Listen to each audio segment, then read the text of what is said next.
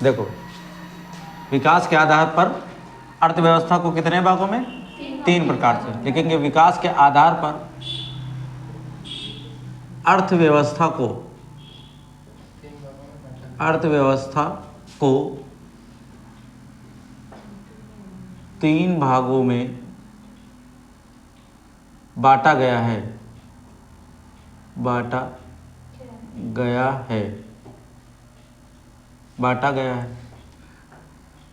अब वो देखते हैं तो 3 भाग कौन कौन से, ऐसे आप लिख लेंगे, ठीक है।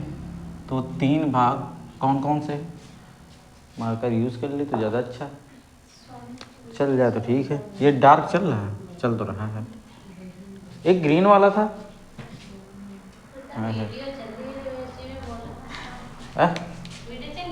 हाँ, तो कोई दिक्कत नहीं, सब चलता रहता है।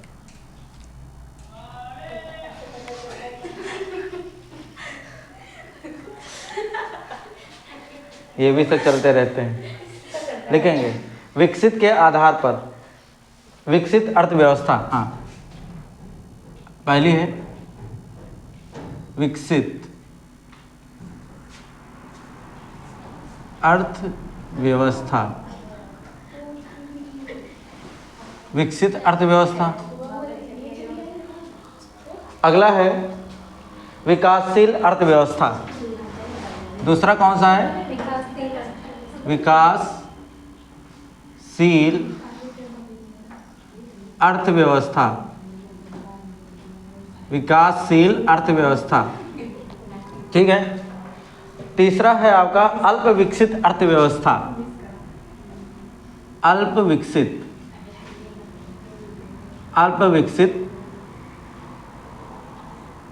अर्थव्यवस्था।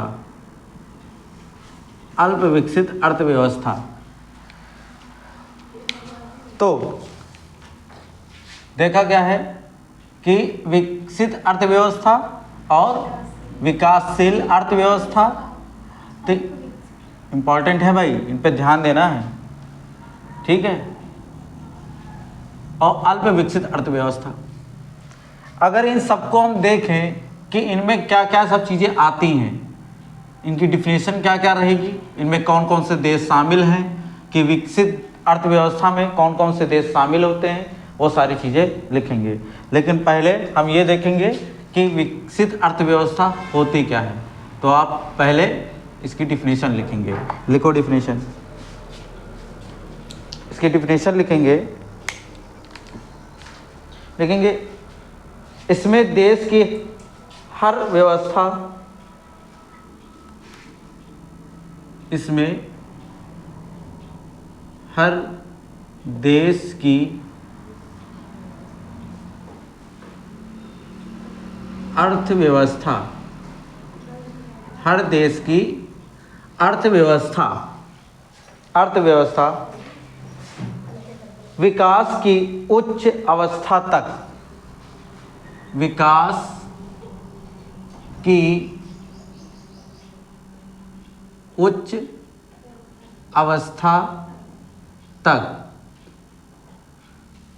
अवस्था तक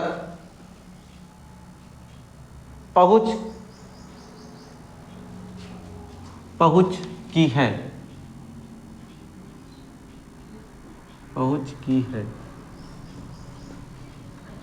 ठीक है, पहुंच की है, ठीक है। अगला देखेंगे, इसमें जैसे लिखेंगे तो इसमें कौन कौन से देश शामिल हैं। तो जैसे लिखेंगे, जैसे में देशों के नाम लिखिए, ठीक है। जैसे में देशों के नाम लिखेंगे America, Britain, Canada. America, Britain, Canada. America, Britain, Canada, और एक और देश लिख लो, ऑस्ट्रेलिया। और कौन सा एक देश है? ऑस्ट्रेलिया, ठीक है। ये सारी चीज, तो इसमें हर देश की अर्थव्यवस्था विकसित की उच्च व्यवस्था तक पहुंच की है, मतलब काफ़ी उच्च अर्थव्यवस्था होती है काफ़ी अच्छी खासी, ठीक है। हर एक चीज़ डेवलपमेंट इसका क्या होता है, उच्च स्तर पर होता है। अगला देखेंगे तो विकासशील क्या है ना। मान लो इसमें हमारा भारत तो नहीं शामिल है, तो ऐसी कौन सी अर्थव्यवस्था है जिसमें हमारा भारत शामिल है, ठीक है। तो हम देखेंगे तो लिखेंगे इसमें देश अपनी संसाधनों, अपने संसाधनों की पूर्ति, इसमें देश अपने संसाधनों, इसमें देश अपने संसाधनों की पूर्ति करने के लिए, संसाधनों की पूर्ति करने के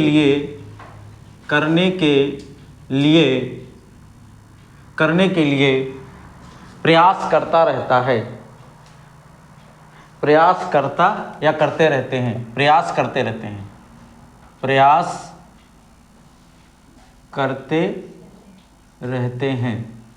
तो प्रयास करते रहते हैं, तो ऐसे देश कौन कौन से होंगे, जैसे लिखेंगे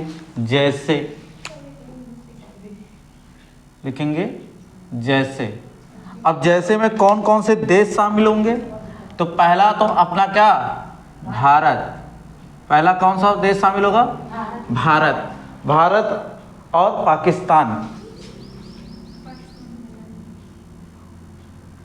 पाकिस्तान, ठीक है। तो मतलब ये है कि अपना भारत विकसित नहीं है बल्कि विकासशील है। ये हर अपने विकास को अभी करने का प्रयास कर रहा है ना। तो ऐसे देश जो विकासशील है उनमें कौन कौन से देश शामिल है, अपना भारत। तो क्वेश्चन आ जाए कि हमारा भारत कैसा है, भारत की अर्थव्यवस्था कैसी है, विकसित है या विकासशील है या अल्प विकसित है, तो विकासशील है, ठीक है। विकासशील प्रयास करने का प्रयास करता रहता और भी विकसित होने के लिए। अब इसमें लिखेंगे अल्प विकसित क्या होते हैं, तो अल्प विकसित में आप इसी तरह डिटेल लिख लीजिए, लिखो भाई, लिखना है इसमें देश अपनी अर्थव्यवस्था की पूर्ति, इसमें देश अपनी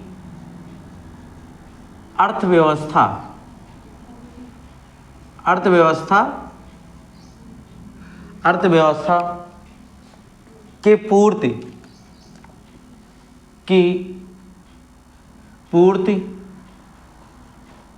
के पूर्ति में बिल्कुल नीचे है,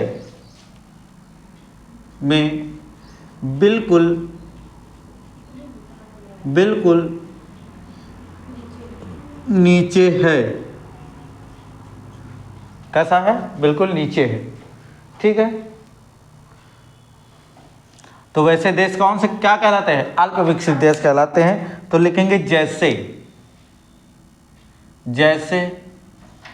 और जैसे में लिखना है देशों के नाम, और देशों के नाम लिखने हैं रवांडा,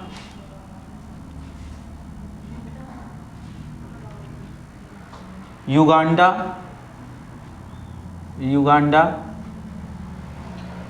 और लिखेंगे सूडान,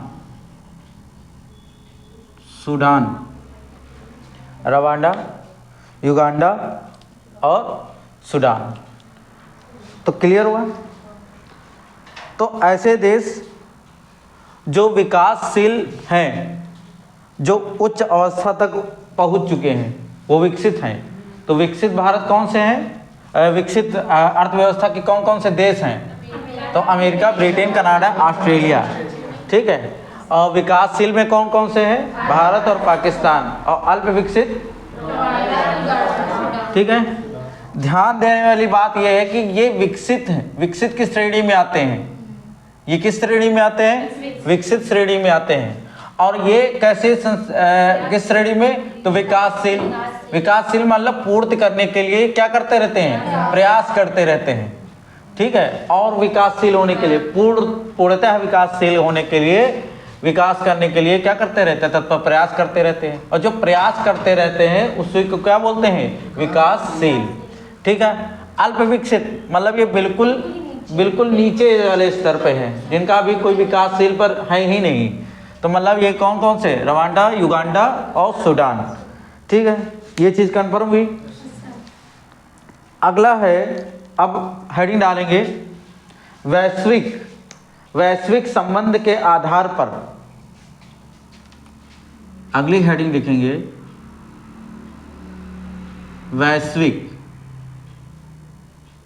वैश्विक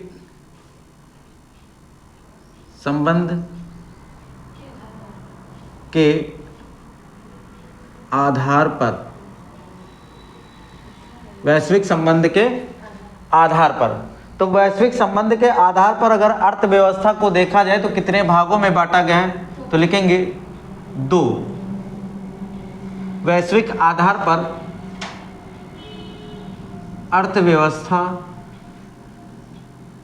अर्थव्यवस्था को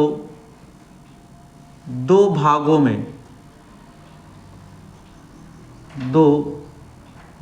में बांटा गया है। 2 भागों में बांटा गया है। कितने? 2 भागों में। अब वो 2 भागों में जो बांटा गया है वो कौन कौन से भाग हैं, तो लिखेंगे खुली अर्थव्यवस्था और बंद अर्थव्यवस्था। इनके नाम सुना होगा आपने। कौन सी अर्थव्यवस्था? एक है खुली अर्थव्यवस्था, एक है खुली अर्थव्यवस्था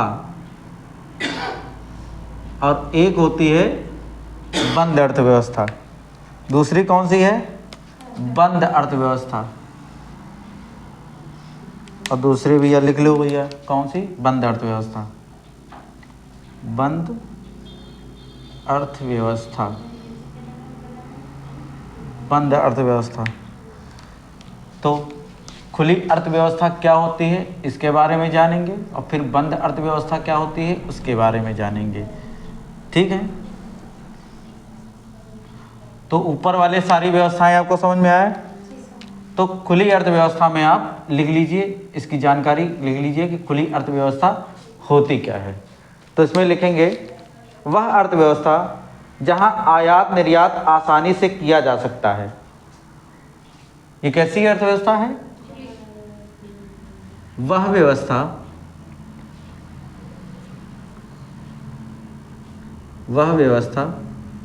जहां आयात निर्यात आसानी से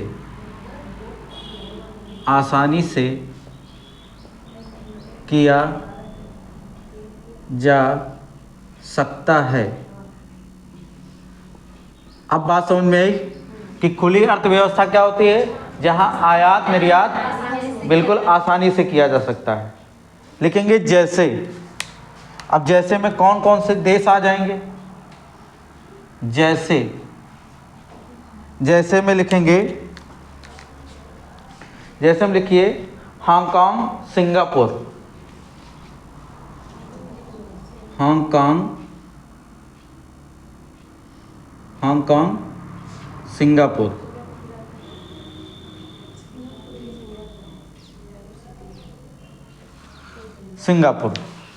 ठीक है, हांगकांग, सिंगापुर। अब लिखेंगे, इसी में आप लिखिएगा पॉइंट। इसी में आप पॉइंट लिखिए। पॉइंट लिखना ये है, लिखिए ना है 1991 के बाद से भारतीय अर्थव्यवस्था खुली अर्थव्यवस्था के रूप में अग्रसर हुई। 1991 के बाद से 1991 के बाद से भारतीय अर्थव्यवस्था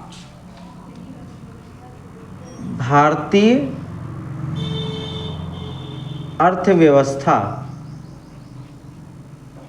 और किसमें अग्रसर हुई? खुली खुली अर्थव्यवस्था, अर्थव्यवस्था में अग्रसर, अग्रसर का मतलब आगे बढ़ी, अग्रसर हुई, बढ़ी, आप कुछ भी कह सकते हैं, ठीक है। ये ऐसी चीज़ है। तो पता चला कि खुली अर्थव्यवस्था क्या होती है? जहां आयात निर्यात आसानी से किया जा सके। जैसे कौन कौन से देश हैं? Hong Kong, Singapore. फिर भारत भी इसी चीज़ में शामिल हुआ। 1991 के बाद भारतीय अर्थव्यवस्था खुली अर्थव्यवस्था की ओर आगे बढ़ने लगी। वो भी ऐसी चीज़ खुली अर्थव्यवस्था के साथ आने लगी। फिर आते हैं कि बंद अर्थव्यवस्था क्या होती है।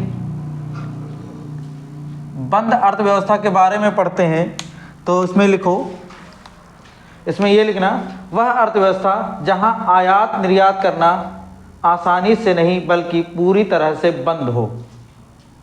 जहां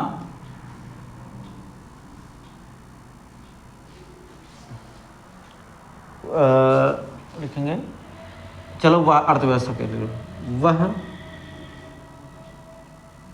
अर्थव्यवस्था जहां आयात निर्यात करना,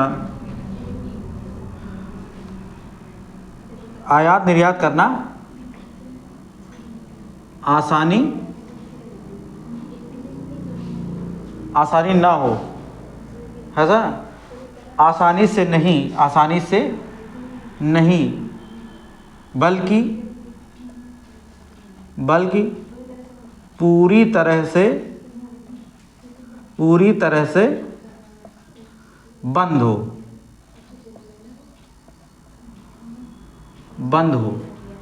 तो ऐसी अर्थव्यवस्था को क्या कहेंगे? बंद अर्थव्यवस्था, जो पूरी तरीके से बंद है। तो बंद कौन कौन सी अर्थव्यवस्था है? तो इसमें जो देश हैं वो कौन कौन से शामिल हैं? तो लिखेंगे जैसे। तो जैसे में आप उन देशों के नाम लिख लीजिए। नाम लिखना है नॉर्थ कोरिया,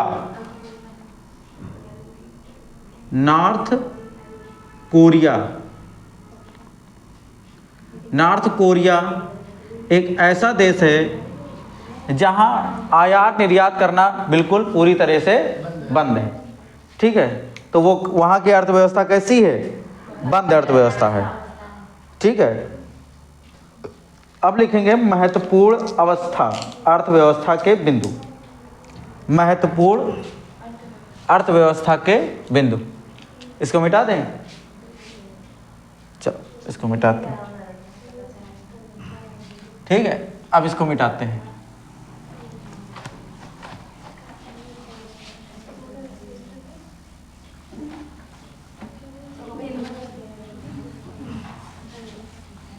सब लिख लिया था ना? चलो कोई बात नहीं, आगे देखते हैं। अब लिखेंगे महत्वपूर्ण अर्थव्यवस्था के बिंदु। क्वेश्चन बनते हैं भैया, फिर टेस्ट होगा इसका, याद रखना। महत्वपूर्ण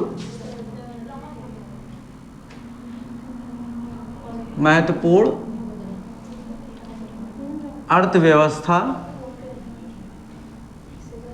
के बिंदु।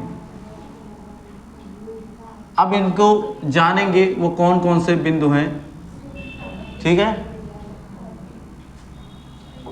चलो लिखो यहां पर। तो वो पहला बिंदु आप लिखिए, पहला लिखेंगे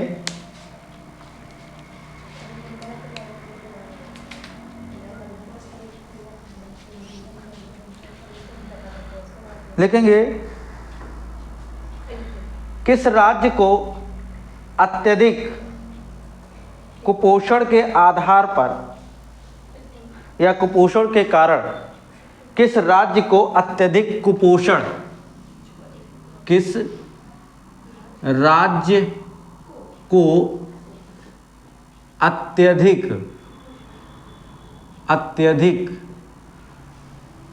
कुपोषण कुपोषण के कारण कुपोषण के कारण भारत का इथोपिया कहा जाता है। क्या कहा जाता है? भारत का इथोपिया इथोपिया कहा जाता है। ये तो हमने क्वेश्चन ही लिख दिया। फिलहाल आप ये जानिए भारत का इथोपिया कहा जाता है। तो किसे कहा जाता है तो आप वहाँ पर लिख लेंगे। हाँ लिख लीजिए भाई। कौन कौन सा देश है भाई? फिलहाल एक ही देश होगा। कौन सा? मध्य प्रदेश। मध्य प्रदेश। कौन सा देश है? मध्य प्रदेश। मध्य प्रदेश में क्या ज़्यादा कुपोषित लोग रहते हैं? हाँ पाया जाता है, कुपोषित लोग रहते नहीं हैं। मतलब हाँ, और इसी कारण से क्या कहा जाता है? इथोपिया कहा जाता है। तो किस राज्य को अत्यधिक कुपोषण के कारण भारत का इथोपिया कहा जाता है? तो मध्य प्रदेश को। ठीक है, अब लिखेंगे किस देश का आर्थिक विकास किस देश का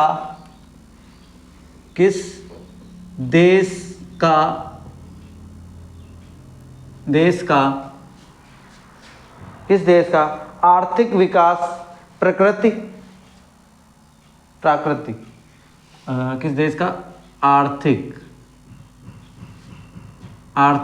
विकास प्राकृतिक। ठीक है, फिर लिखेंगे आगे पूर्ति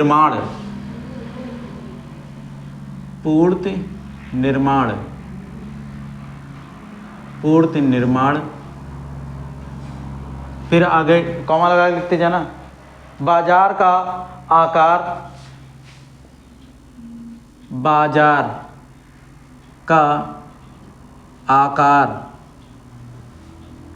आकार इन सभी पर निर्भर करता है।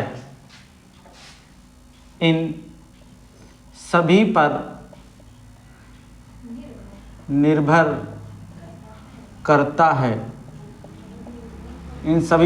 करता है। ठीक है, तो किस देश का जो है आर्थिक विकास जो है प्राकृतिक पूर्ति निर्माण बाजार के आकार पर निर्भर करता है? तो बताइए भाई।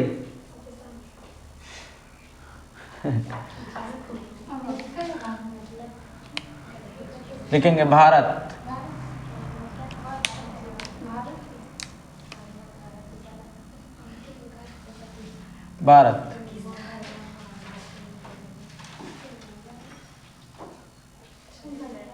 ठीक है, और लिखेंगे, ये भी हो गया पॉइंट। और पॉइंट लिखेंगे, अगला पॉइंट लिखेंगे भारतीय अर्थव्यवस्था का उदारीकरण का अग्रदूत। भारतीय अर्थव्यवस्था का उदारीकरण अग्रदूत। भारतीय अर्थव्यवस्था का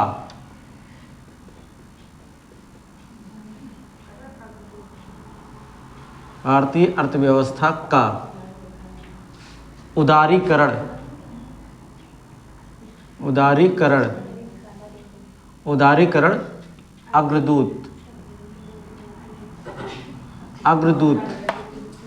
अग्रदूत किसे कहा गया है?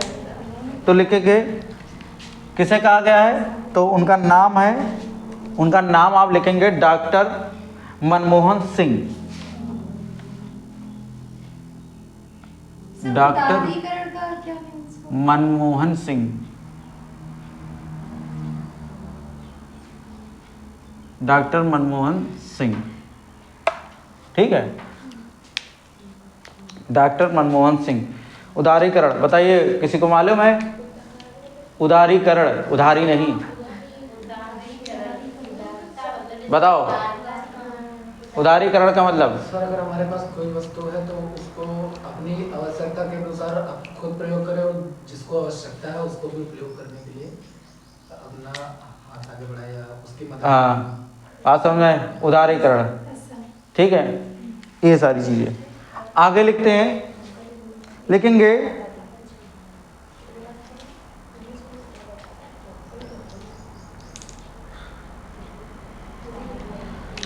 भारत की राष्ट्रीय आय का आकलन सबसे पहले किसने किया था?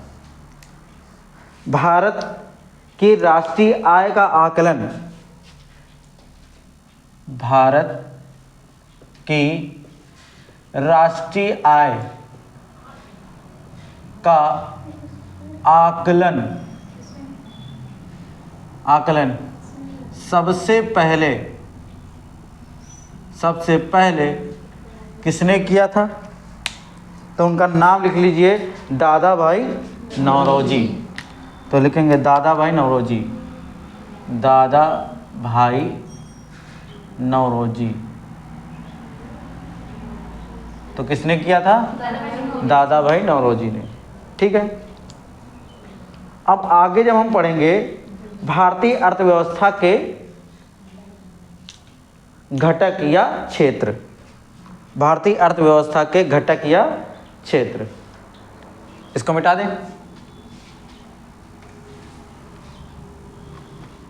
आगे आप हेडिंग डाल लीजिएगा, भारतीय अर्थव्यवस्था के घटक या क्षेत्र, भारतीय अर्थव्यवस्था के घटक या क्षेत्र। तो आप जानेंगे कि भारतीय अर्थव्यवस्था के घटक या क्षेत्र के आधार पर हम इसको कितने प्रकार से इन क्षेत्रों को देखते हैं। तो लिखेंगे इसके जो क्षेत्र होते हैं वो हमारे कितने क्षेत्र हैं? तो लिखेंगे 3 क्षेत्र। 3 क्षेत्रों में देखा गया है, 3 क्षेत्रों में बांटा गया है, 3 क्षेत्रों में बांटा गया है। वो तीनों क्षेत्र कौन कौन से हैं? तो हम यहाँ पर देखेंगे वो तीनों क्षेत्र कौन कौन से हैं। तो लिखेंगे का हमारे फुसफुसाई डर रहे हो तो हमको बताओ। ये कह रही थी कि जो हमने पढ़ा है, तुमने कहा हाँ नहीं पढ़े होंगे ना, सही बात है। पढ़ा है, SI लोगो वगैरह आता है ना। हाँ चलो।